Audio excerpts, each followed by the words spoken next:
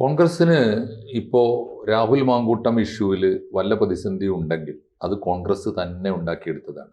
കോൺഗ്രസിൻ്റെ ഇമേജ് വർദ്ധിപ്പിക്കാനും കോൺഗ്രസ് ഇടക്കാലത്ത് കഴിഞ്ഞ 1-2 കൊല്ലമായി നേരിട്ട ആഭ്യന്തര പ്രശ്നങ്ങൾക്ക് പരിഹാരമായിട്ടും കിട്ടിയ ഒരു പ്രധാനപ്പെട്ട ഇഷ്യൂ ആയിരുന്നു രാഹുൽ മാങ്കൂട്ടത്തിൽ. ഇപ്പോൾ സാറ് പറഞ്ഞ പോലെ രാഹുൽ മാങ്കൂട്ടത്തിനെതിരായുള്ള പരാതി വാർത്തകളിൽ വന്നപ്പോൾ ഉയർന്നു വന്ന ഒരു പ്രശ്നം എന്തായിരുന്നു? പരാതിയില്ലാത്ത ഒരു കേസിൽ നടപടിയെടുക്കാൻ ആർക്കെങ്കിലും നിർബന്ധിക്കാനാവുമോ? കോൺഗ്രസിനകത്ത് തന്നെ ഈ യുവതുർക്കികൾ ഉന്നയിച്ചൊരു ചോദ്യം, ഞങ്ങളെന്താ കമ്മ്യൂണിസ്റ്റ് ആവാത്തതാണോ ഞങ്ങളുടെ കുഴപ്പം? കാരണം കമ്മ്യൂണിസ്റ്റ് പാർട്ടിയിൽ ഇത്തരം ധാരാളം ആരോപണങ്ങൾ വന്നിട്ടുണ്ട്. Communist party setup, CPM setup വേറെ ഒന്നാണല്ലോ. അവർക്ക് അവരുടെ അന്വേഷണ കമ്മീഷനുണ്ട്, അവരുടെ കോടതിയുണ്ട്, അവരുടെ അന്വേഷണ മെഷീനറി ഉണ്ട്.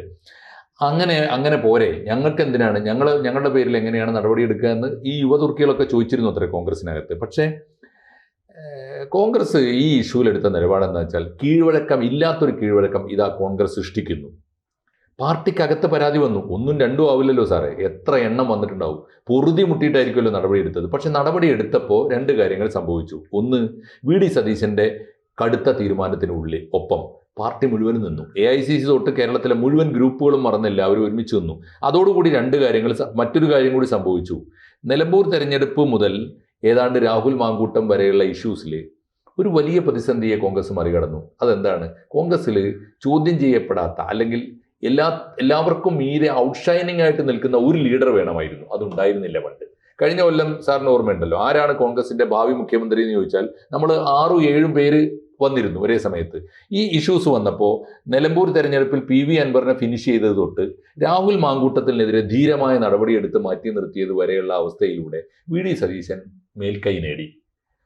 അപ്പോൾ അവിടെ അവസാനിപ്പിക്കണമായിരുന്നു. അല്ലെങ്കിൽ VD സതീശനെ പ്രാഥമിക അംഗത്വത്തിൽ നിന്ന് മാറ്റി നിർത്തിയ സ്ഥിതിക്ക് ഒരു പടി കൂടി കടന്നിട്ട് സാറ് പറഞ്ഞ പോലെ MLA ഷിപ്പ് കൂടി രാജിവെപ്പിക്കുന്ന ഒരു അവസ്ഥയിലേക്കായിരുന്നു പുരോഗമിക്കേണ്ടിയിരുന്നത്. അതിന് പകരം അവരെന്താ ചെയ്തത്?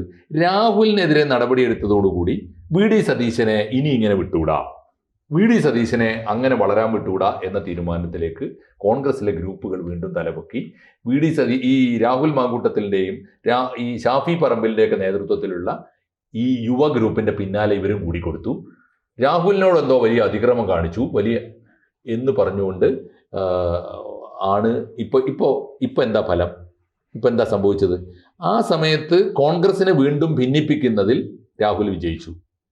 ഇപ്പോഴോ, പരാതി വന്നപ്പോഴോ, ഇപ്പം എന്താ ഇത്? ഞാൻ മനസ്സിലാക്കുന്നത് ഇതിൻ്റെ പിന്നിലൊക്കെ പിണറായി വിജയൻ്റെ കൂർമ്മ ബുദ്ധി എടുത്തൊരു സാവകാശമുണ്ട്. സബ്സ്ക്രൈബ് ചെയ്യുക, ബെൽ ബട്ടണും അമർത്തുക.